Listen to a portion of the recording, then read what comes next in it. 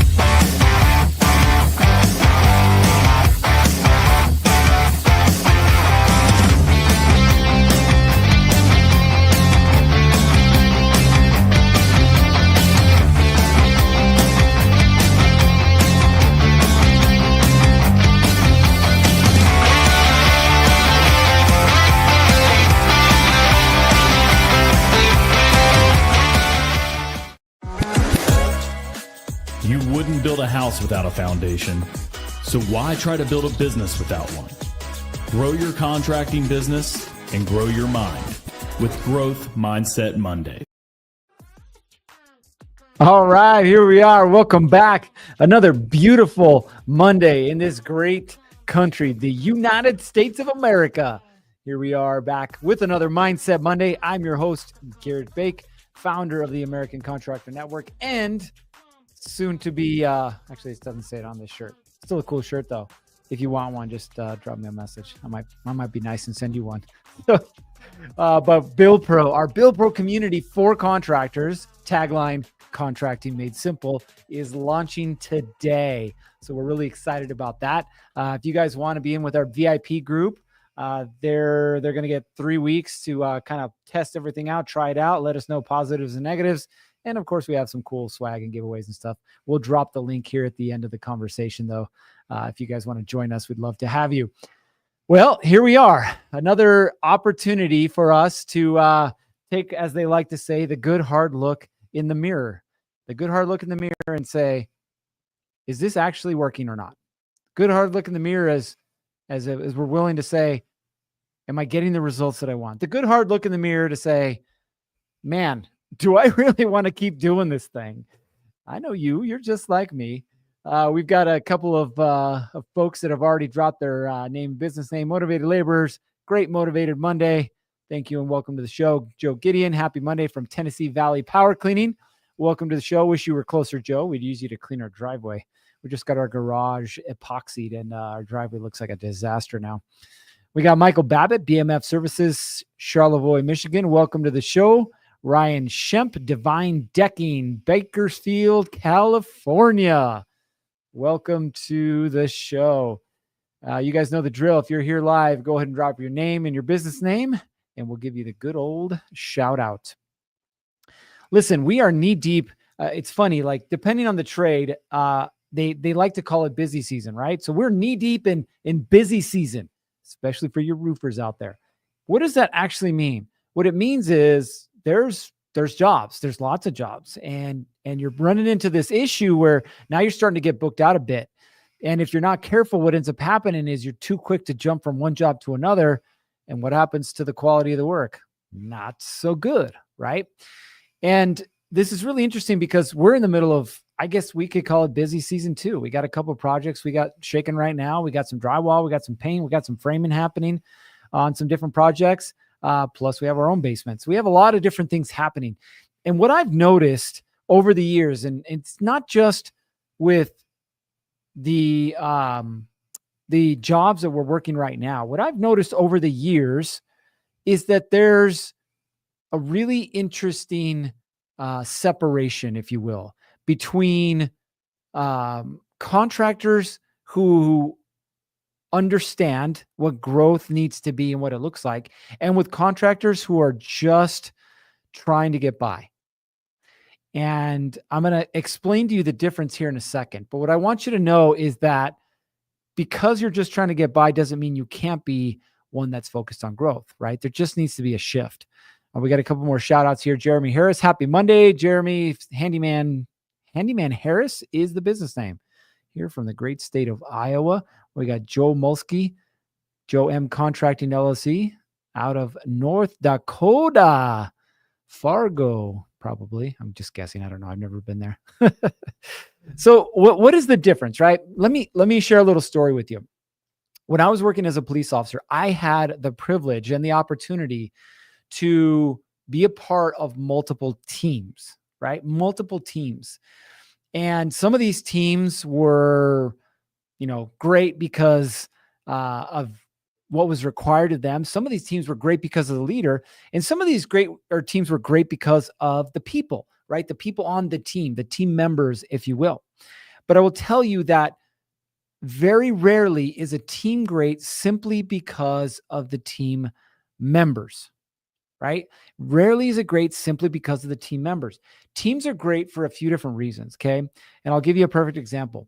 I've been on the department, I should say, for about 4 years. And one of the supervisors, the sergeants, said, "Hey, would you like to join the gang unit?" Now, I had no idea we even had a gang unit, I'll be honest with you. But we have this gang unit that's like, I don't know, pretty crazy, pretty cool. The gang unit, it's really interesting. Where I worked in the Phoenix metro area, Phoenix itself does not have a lot of like homegrown gangs, if you will. Sure, there was some territories and some gangs, if you will, but most of Phoenix's or the Metro Phoenix gang problems were people who moved from other places, mainly California. Sorry if you live in California, but it's true, right? Mainly if you came from California. And so we had a lot of problems, right? And when I joined the team, this gang squad, I immediately learned that there was a way of doing business. And I didn't learn that because of the drive or determination that I brought to the table. I didn't learn that because of the skill set that I'd obtained. I learned that because, frankly, of the standards of the unit, right? The standards that the supervisor set for the unit. And man, for the few years I was there, we had a blast, a great time. We did a lot of good work. During that time, and then even afterwards, I was part of the SWAT team. Same thing, right? Great guys doing great work. I moved to undercover work. I mean, it just kept happening, right? And throughout the majority of my career, even when I was a supervisor, I started to learn what makes a team great, right? People like to throw around the word elite. Very few teams are elite. I'll tell you that right now. Very few teams are elite. But you can have really great teams that do really great work, right? So what are the pieces that go into creating this environment where a great team can grow and then foster that so they can become, even better? I got a couple more folks here on the show. We got Jacob Davis from Central Delaware representing Property Pioneer. Welcome to the show. Matt Beckel Electric out of Chicago. Apparently, if you guys want t-shirts, don't worry. We'll give you the information at the end of this thing. So what makes a team elite, right? Number one is, this is what you need to understand. Your mindset has to shift. Right now, you keep asking yourself, why is it that my guys don't seem to care as much as I do? How many of you have ever said that? In fact, how many of you said that this morning? Right? Why is it that my guys don't seem to care as much as I do? Right? You got missed deadlines, you got job site chaos, you got excuses. And really what you end up starting to ask yourself is, I don't remember signing up for a babysitting job. My wife made a comment similar to this. She's our operations manager for Summit Partners, for our commercial contracting company. And we were talking the other day about these deadlines and talking about the framing crew and getting stuff done and so on and so forth.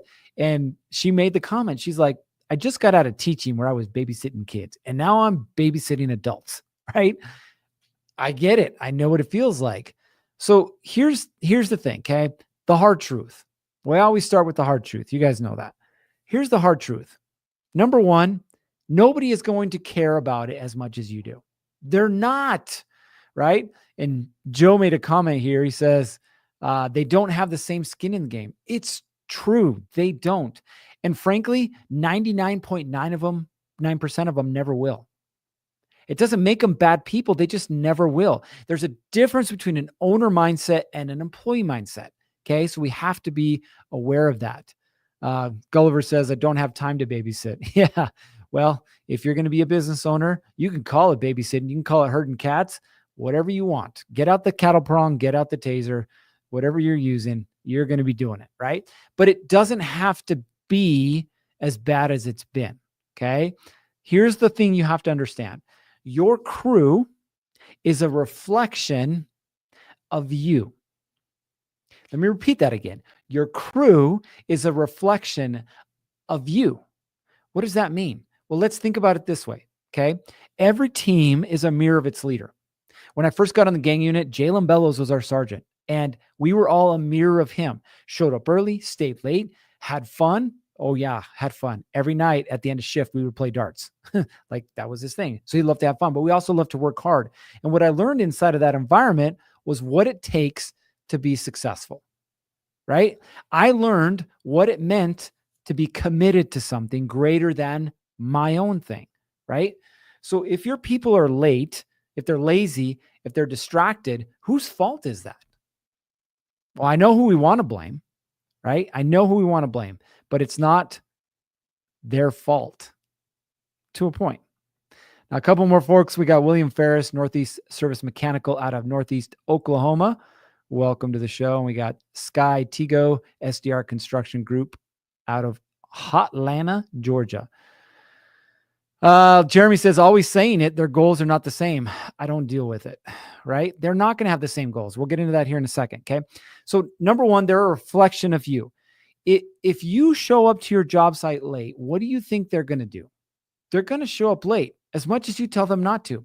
If you don't expect the job site to be clean and you're not showing them how to lead, not telling them what to do, but you're not cleaning up, like what's that going to tell them, right? It doesn't matter. Here's the truth, okay? You don't get the crew you want. You get the crew you allow. And I know this is hard. Some of you guys are like, wait a minute. Well, it's really hard to find good people. Yeah, you're right. You're right. But I'm going to tell you where good people are attracted.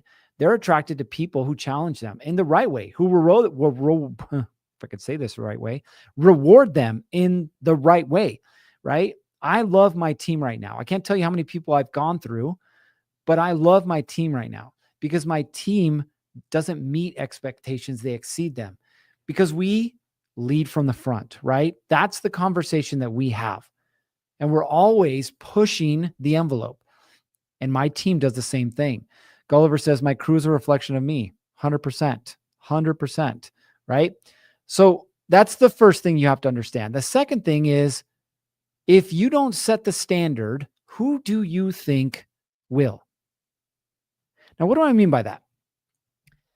I was talking to a remodeler the other day who was pissed because his project managers weren't calling back clients.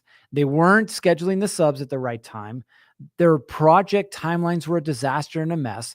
And he was just like, I'm going to fire everybody. And I was like, whoa, time out. Before we implode, before we throw that grenade in the room and see what's left over, what if we just talk through this, right? Your people will do what you permit. Okay. What you permit, right? Not what you promote.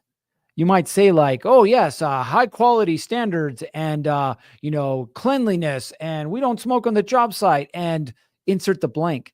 But if you don't have the standards, then your people will just make their own. Tony Robbins, some of you guys know who he is. My wife and I have gone to a couple Tony Robbins event. Great guy, if you ever get a chance to go. But he said something that has stuck with me for the last, 9 years. 9 years ago was the last event we went to. He said something that stuck with me for the last 10 years. People don't rise to the level of your expectations. They fall to the level of your standards. Think about that. They don't rise to the level of your expectations. They fall to the level of your standards. Something so true, right? So if you're having issues with people, what do you need to do? Number one is you have to define the expectations. Listen, I get it. Some of you have had people with you for, the last 5, 10, 15 years, and they're your guy, right? I'll let him get away with it, but everybody else, no, stop. It's not going to work. Okay. You have to define those expectations clearly. Time, dress, communication, tools, quality. Post it, repeat it, enforce it. If there's no consequences, to your new standards, they're just suggestions. You might want to write that one down, except for you guys who are driving. I work with a plumbing company out of California. Love them to pieces. Love them to pieces. The two owners are absolutely amazing. Okay. They were having issues with their techs showing up on time at the warehouse to get their supplies for the day. Some guys showing up at 7 a.m., some guys showing up at 10:30 a.m. And in the LA metro area, for you guys that know this, it's a train wreck when it comes to traffic. So you got guys showing up 3.5 to 4 hours later than everybody else. And they're getting half the stuff done in the day, right? Well, whose fault is that? It's the owners, right? Expectations. So there was a hard reset on expectations. What was the hard reset? Hey, if you're not here by 7:30 a.m., we're going to close this roll-up door and you're not going to get your equipment for the day. You're not going to get your supplies for the day, meaning that you're not going to get paid for the day. Set the expectation. Day one rolls around, 7:30 comes. Guess what happens to that roll-up door? Down it comes. And there was a good group of guys who were pissed, a couple guys who quit, but guess what happened within the next few days? Everybody was there on time, right? You set the expectations, you set the consequences. Just like with your kids, there's no consequences, then they're just suggestions. Next thing, you have to create buy-in, not burnout, right? People don't follow bosses. They follow purpose. What's the purpose behind your business? Better yet, what's their purpose for even being there? One of the first things that we do with our contractors that we work with when we bring them in is we literally set their vision, because a lot of people have lost their sense of direction, or even worse, don't even have one. Why'd you start your business? Because I figured I could do it better than my boss. Why'd you start your business? Because I wanted to make more money. Why'd you start your business, right? And there's all these superficial answers. I'll tell you why we started our businesses, both of them, right? It's because we're going to buy 100 acres out in the woods, maybe not the woods, but out away from folks. Right now, we've narrowed it down to South Carolina and Idaho. That's my wife, right? But 100 acres, we're going to have our barn dough. We're going to have a retreat space where people can come to. And we're going to have plots of land for each of our kids so that if they want to, or when they want to, they'll be able to build a home there themselves, right? That's my why for the business.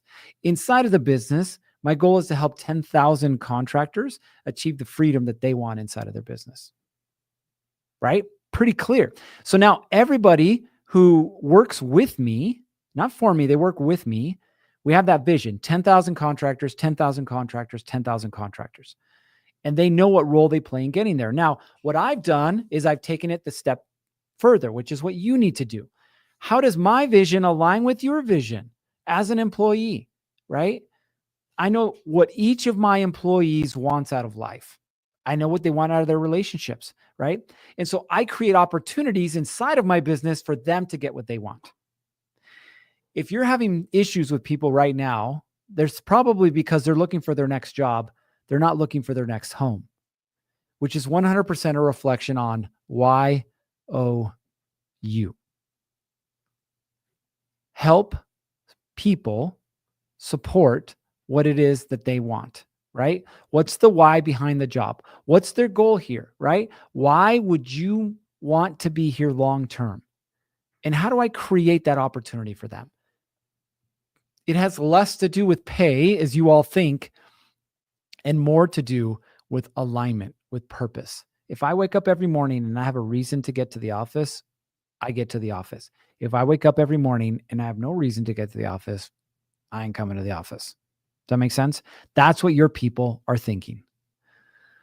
The last section here, you need to learn to fix the system, not just the person. Everybody's got that problem child. That guy shows up late, leaves early, right? Missing materials, blah, blah, blah, whatever the thing is. It's not just a people problem. It's a process problem. Chaos is a symptom of missing systems. Chaos is a system of missing symptoms. If right now you're having an issue with your people, I want you to ask yourself, is there a process behind that? Is there a process behind showing up at work on time? Is there a process behind ordering materials and making sure they're on the job site? Is there a process behind change orders? Is there a process behind the cleanliness on the job site, right? If there is no process, then it's just chaos. They're going to do whatever the hell they want, right? Do your people know what done right looks like? You keep telling them, hey, I want to make sure you do it right. What does that mean? Do it right. I don't know. It's up to you to determine what that is and then define it. Show them not just what it is, but how to get there. Okay. Do they have the tools and the info they need to succeed every day without calling you all the time? Some of you guys are like, my phone won't stop blowing up. Yeah, that's not their fault. That's yours. That's yours, right? This is funny. One of the things that we have our high-level contractors do, right, of our elite program, I say, okay, you're going to shut off your phone for the next hour, right? They're with me here in the office. You're going to shut off your phone for the next hour. Their eyes get big. They're like, wait, what? I'm like, you're going to shut off your phone. They're like, why? I was like, one, I don't want distractions. Two, I want to see what messages you get after an hour. And it's eye-opening to see the messages that come in. Hey, boss, where do I find this tool? Hey, boss, what am I supposed to do on this job? Hey, boss, I can't this. Hey, right? And all that does is just expose the reality of you don't have a system. What you have is a whole lot of duct tape and super glue that you've been stringing together. Here, I got an extra roll of painter's tape. You want it? You need it? Again, it's not their problem. It's yours. Okay. Now, you're probably thinking, I don't have time to implement all of the systems and all the processes that my business needs. You're right. You don't. But you do have time every single week to implement one, just one. For this week, it might be, I'm going to start a morning huddle. And all a morning huddle is, what are we doing today? How are we doing it? What role does everyone play? It could be a checklist, right? Hey, we do mainly water heaters and dishwashers. Cool. So what's the checklist that they need to go through to make sure every job was done right the same every single day? Maybe it's job site progress, right? Or end of day reports. Maybe you have a system like a Builder Trend or something else where they're supposed to create an end of day report, update pictures in company cam, whatever it is, and they don't. Cool. Maybe that's the thing you're going to implement. The point is that if nothing changes, it's not the fault of the business and it's not the fault of your employees. It's yours, right? So we need to do that.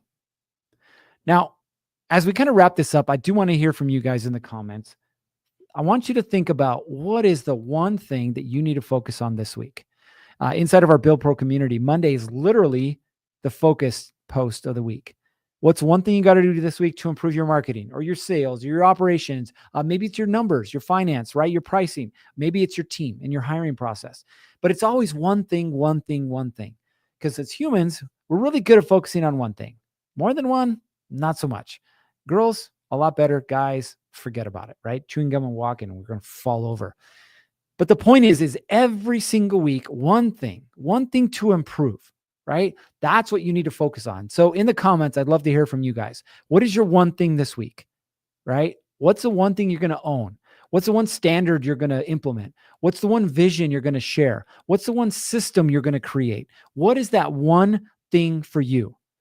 And I guarantee you that if you're ruthlessly committed to implementing that one thing, to setting the standard, to having consequences attached to it, and to holding your people to a higher standard, one of two things is going to happen, okay?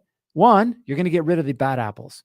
Good. They were costing you time and money anyway. Two, you're going to see the good guys are going to raise their game. And you're not going to miss those bad guys, right? That's the whole purpose of why you're in business. It's not so you can work more hours, right? It's not so you can make more money. It's so you can work less and keep more. That's what you're after. Gulliver says, I'm going to prioritize and organize. We are growing. Cool. More specific, Gulliver. What are you going to prioritize and what are you going to organize? Just pick one thing, right? If you got the file cabinet, maybe I got to make it digital. I don't know, right? What is that one thing? Amanda says, mine is creating more systems. This week, we'll be focusing on estimating. Love it. Estimating. The bane of my existence when it comes to the subs we work with. I love them to pieces, but we get bids all across the board, which only tells me they have no idea what they're doing. but we're working on it with them. We're trying to help them out. We've got, let's see here. Motivated Laborer says expectations of the finished product. Yep, 100%. What does that finished product need to look like? Right? That's great. We've got Michael here says, I'll man up and say, with the way a couple of weeks have gone, I'm so spun, I don't know. That's all good.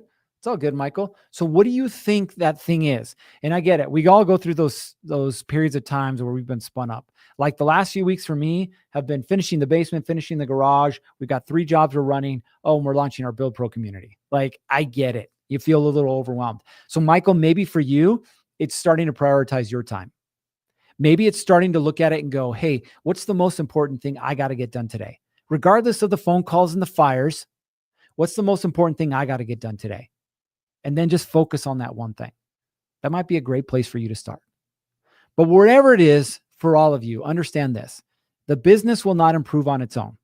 The business will not get more profitable on its own. The business will not hire better employees on its own.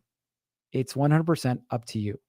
Take it like a badge of honor. Take responsibility for it. Find one thing that you can do this week to implement into your business so that you can continue to grow. All right. I promised you guys at the beginning, here at the end, here we go. If you are not part of our VIP program for Build Pro, you can see the link there on the screen, buildprosystem.com/VIP. Today's the last day we're taking VIPs because we are going to launch today. You should be getting an email from me with a private invite link. Inside of that, you're going to be a part of our community. We're going to have all kinds of cool stuff happening. There's the website for you right there. We got free tools. We got VIP perks, swag bags, all kinds of cool stuff happening. But listen, more importantly, we got our entire Build Pro training library. We got our group of experts. Whatever it is that you're dealing with inside of your business, we got an answer for you. So join us. We'd love to have you. Listen, together, we can get this thing done. Whatever it is you want out of your business, it is possible. It's going to take a little blood, sweat, and tears, but we'll get there. All right. Justin, any updates on V2 of contractor? Yeah. So we sent out an email last, I think Friday or Thursday, expanding the beta for Estimatic. V2 is done. We're just in quality assurance right now. So it's really just about testing. We had like 6,000 tickets for bugs and fine tuning. And, we have a 5-person dedicated QA team. So they're really serious about making sure this, that this release doesn't flop. So if that means, originally we were planning on releasing in August 17th. We have like 1,000 tickets or so left as of this morning. More are opening every day.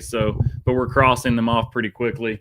We probably won't want to release on August 17th. It's probably looking more like early September.